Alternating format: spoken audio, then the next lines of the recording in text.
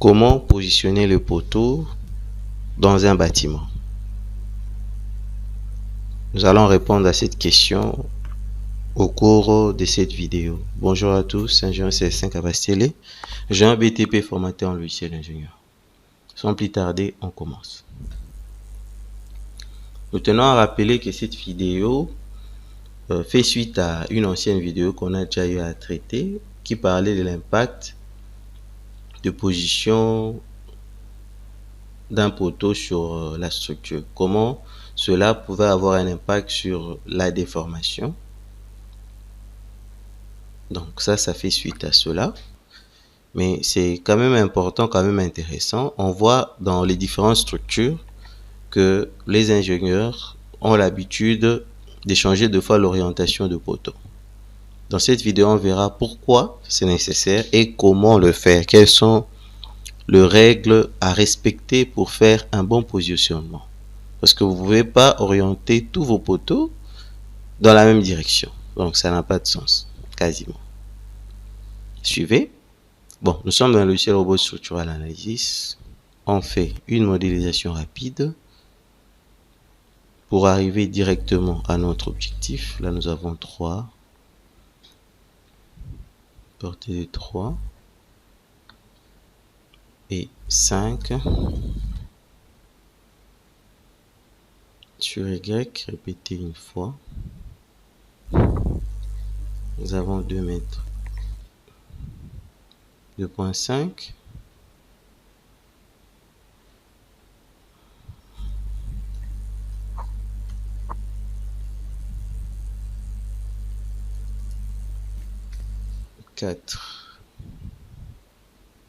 Ça va? Bon, ok. Sur Z, on va mettre des niveaux.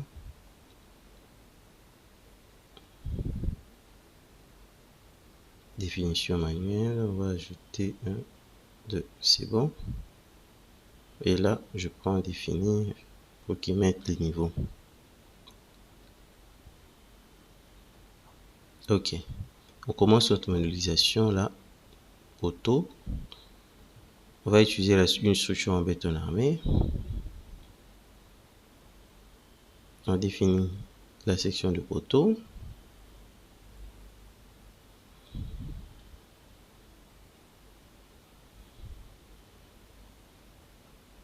On va avoir des poteaux de 20 x 40.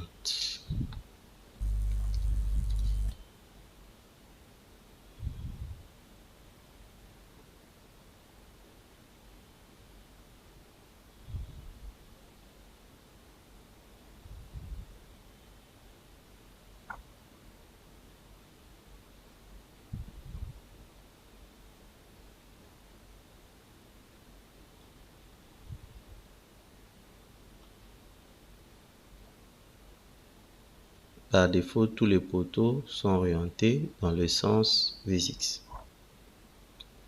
Donc, c'est-à-dire la hauteur et suivant le sens des X.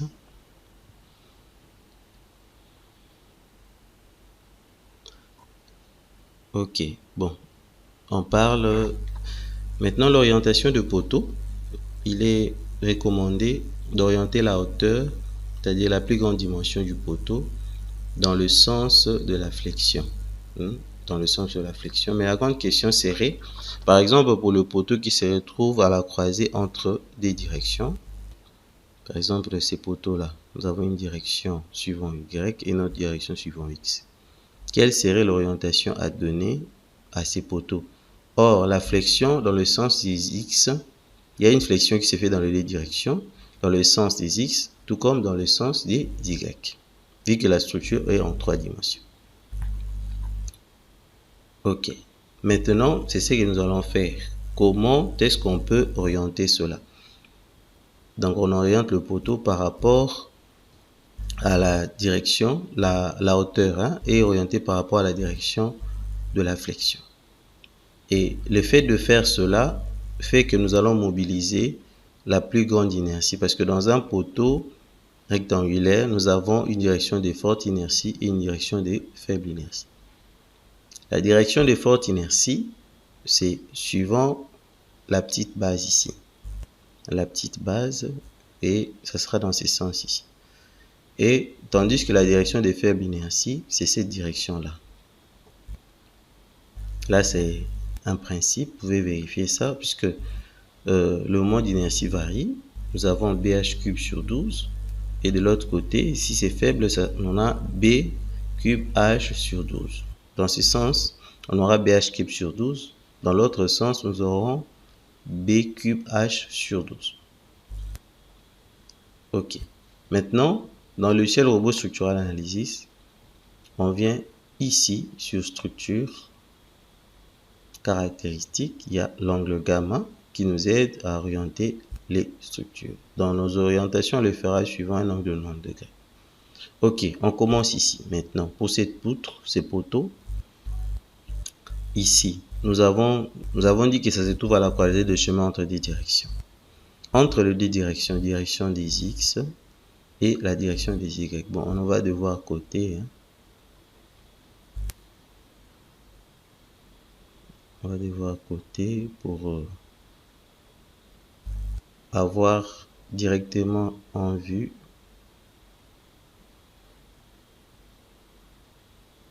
les différentes portées. Ok. Si vous regardez ici, la portée dans ce sens est de 3 mètres. Dans l'autre sens, c'est 2,5. Donc, on va prendre la direction de la plus grande portée. Donc, ces poteaux vont rester dans cette direction ici. Parce que le moment qui sera mobilisé dans le sens de la plus grande portée aura beaucoup plus d'impact que l'autre. On passe au deuxième. Ça, maintenant, c'est situé toujours dans la croisée des chemins. Mais ici, nous avons, je dirais, 3 sens. Nous pouvons aller de gauche vers la droite, de droite vers la gauche, et puis là, devant. Ici, dans le sens des Y, dans le sens des X, nous en avons 2. Or, si on trace ce diagramme de moment, ici, il y aura un moment qui va agir dans ce sens ici, on a à fléchir la poutre dans ce sens, et un autre moment qui va agir dans l'autre sens, pour qu'il y ait équilibre de moment ici.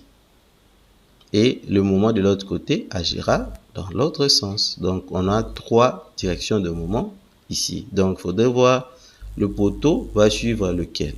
Comme il y a 3 directions de moment, pour assurer l'équilibre des moments, donc le moment dans ce sens va être l'opposé du moment dans l'autre sens. D'où, à l'occurrence, on va prendre la portée ici. Le moment ici, on peut dire ça c'est le moment M1, le moment M2, le moment M3. Donc, le moment M2 moins le moment M1, lorsque je dis moins M2 moins le moment M1, on ne va pas calculer tous les moments, mais on a une référence, parce qu'on sait que le moment, c'est la force mutuée par le bras délevé. Donc, il y a une force mutuée par une certaine distance. Nous allons nous fier simplement à la distance en question. Et cette distance ici, c'est la portée. Donc, 5 moins 3, nous avons 2.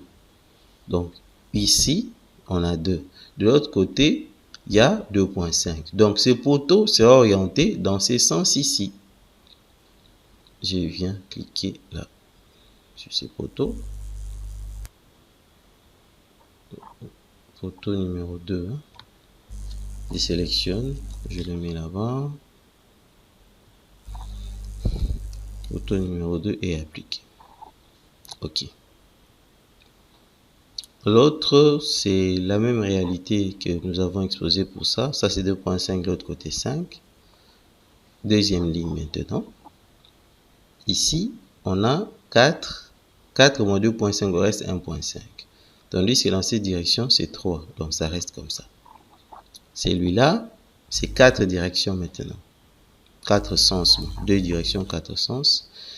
Le moment de l'autre côté, moins ça, nous avons 1 moins 50. Tandis que la différence dans ce sens ici, 5 moins 3, on reste avec 2. Donc, ça, cette direction est beaucoup plus grande. Le moment agissant dans cette direction est beaucoup plus grande, d'où le poteau ici va rester dans cette direction.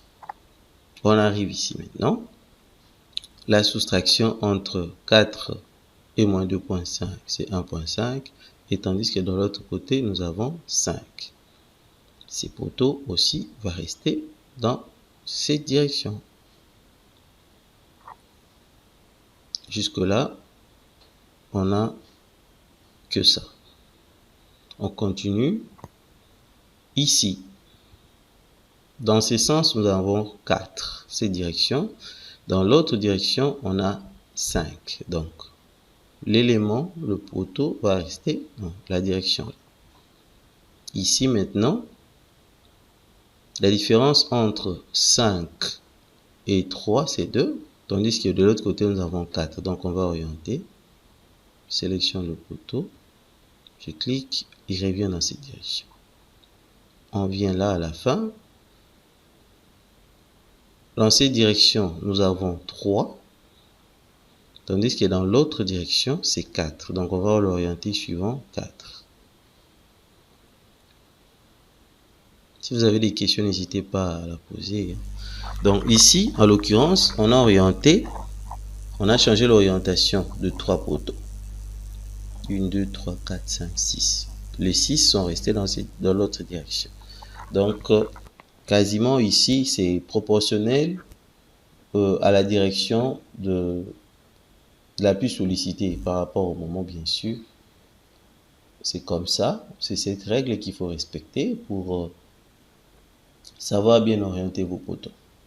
Donc, ici, la structure sera beaucoup plus résistante que si tous les poteaux étaient orientés dans une même direction. Bon, ok, c'est ce que nous voulions vous démontrer dans la vidéo d'aujourd'hui. Merci de votre attention. À la prochaine et surtout commentez, posez vos questions, nous y répondrons. Merci beaucoup.